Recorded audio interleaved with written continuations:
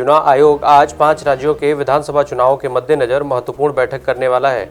इसमें चुनावों के दौरान रैलियां हों या नहीं, इस पर निर्णय लिया जाएगा। फिलहाल रैलियों पर 22 जनवरी तक रोक लगाई गई है। आज की बैठक में केंद्रीय स्वास्थ्य सचिव समेत राज्यों के अधिकारी भी शामिल होंगे। चुनाव आयोग ने 8 जनवरी को उत्तर प्रदेश, उत्तराखंड, गोवा, पंजाब और मणिपुर में चुनाव की तारीखों की घोषणा की थी। तब कोरोना के बढ़ते मामलों को देखते हुए 15 जनवरी तक रैलियों पर रोक लगाई गई थी। इस रोक को 22 जनवरी तक बढ़ा दिया गया था। सिर्फ सोशल मीडिया पर कैंपेन करने की इजाजत दी गई थी। आज इसकी मियाद खत्म हो रही है।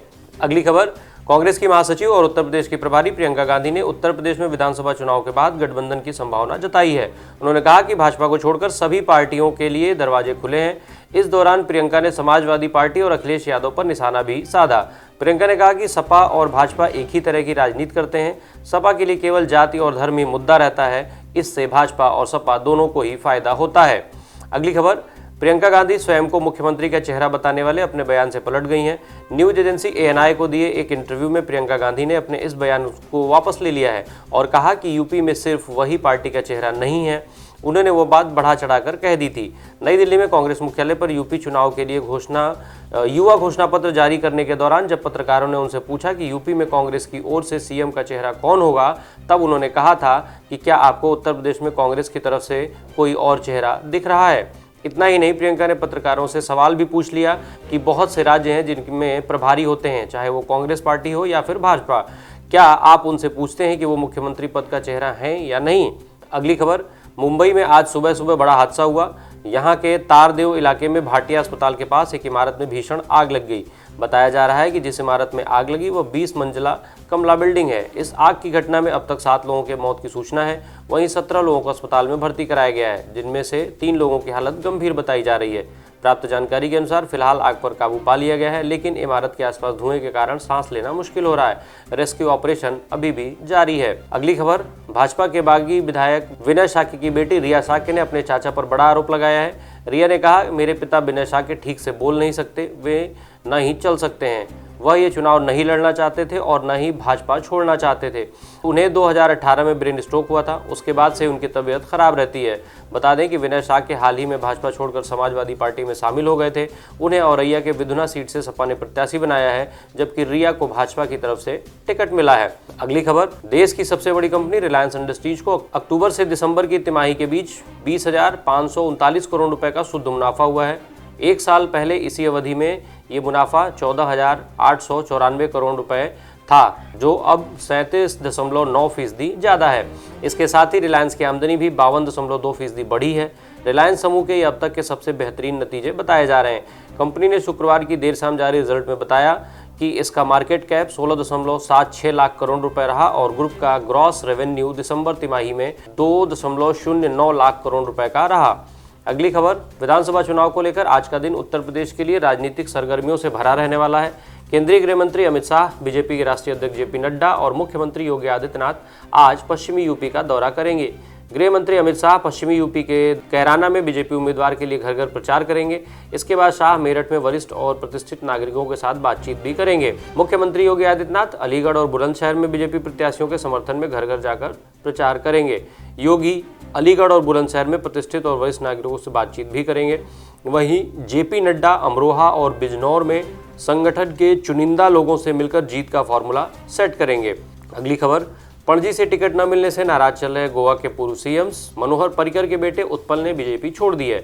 उन्होंने साफ कर दिया है कि पणजी से वे निर्दलीय उम्मीदवार के तौर पर चुनाव लड़ेंगे। मनोहर पर्रिकर भी इसी सीट से चुनाव लड़ा करते थे। बीजेपी ने इस बार यहां से पर्रिकर के विरोधी रहे बाबुश मोनसेराटे को टिकट दिया है। उनके इस फैसले पर शिवसेना नेता संजय राउत ने कहा कि पणजी में अब लड़ाई बेईमानी और चरित्र के बीच हो गई की लड़ाई है। उत्पल पणजी से भाजपा का टिकट मांग रहे थे, लेकिन पार्टी ने उन्हें टिकट नहीं दिया। पणजी सीट पर उत्पल के दिवंगत पिता मनोहर पर्रिकर 25 साल विधायक रहे थे। अगली खबर, आम आदमी पार्टी के संयोजक और दिल्ली के मुख्यमंत्री अरविंद केजरीवाल ने पंजाब के मुख्यमंत्री चरणजीत सिंह चन्नी पर निशाना साधा है। उन्होंने कहा, हमारा सर्वे दिखा रहा है कि चन्नी जी चमकौर साहिब सीट से चुनाव हार रहे हैं। टीवी पर ईडी के अफसरों द्वारा इतनी मोटी मोटी नोटों की गड्डियां गिनते देख लोग सदमे में हैं। इतना ही नहीं, केजरीवाल ने आगे कहा, कांग्रेस के लोग कहते हैं कि मोदी बदले की भावना के तहत ये छापेमारी करवा रहे हैं। मैं भी इस बात से सहमत हूँ। छापेमारी दिल्ली में हमारे विधायकों और मंत्रियों के घर भी हुए, मेरे घर भी हुई। लेकिन कुछ नहीं मिला। हम ईमानदारी से काम करते हैं, लेकिन चन्नी के घर इतने नोट मिल रहे हैं, ये आखिर किसके हैं? अगली खबर, केंद्रीय मंत्री विश्वेश्वर डूडू पर सरकारी अधिकारी ने आरोप लगाया है कि समीक्षा बैठक के दौरान उन्होंने उन पर हमला कर दिया और मारकर उनका हाथ तोड़ दिया।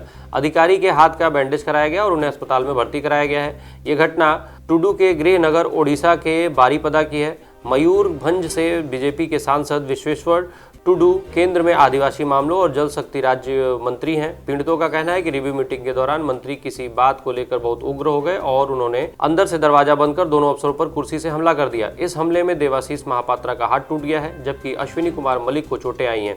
दोनों अधिकारियों को बारीपदा के PRM मेडिकल कॉलेज में भर्ती कराया गया है। वहीं केंद्रीय मंत्री विश्वेश्वर टूडू ने आरोपों से इनकार किया है और कहा कि यह पंचायत चुनाव से पहले उनकी छवि खराब करने का प्रयास है। ये आरोप पूरी तरीके से झूठे और निराधार हैं।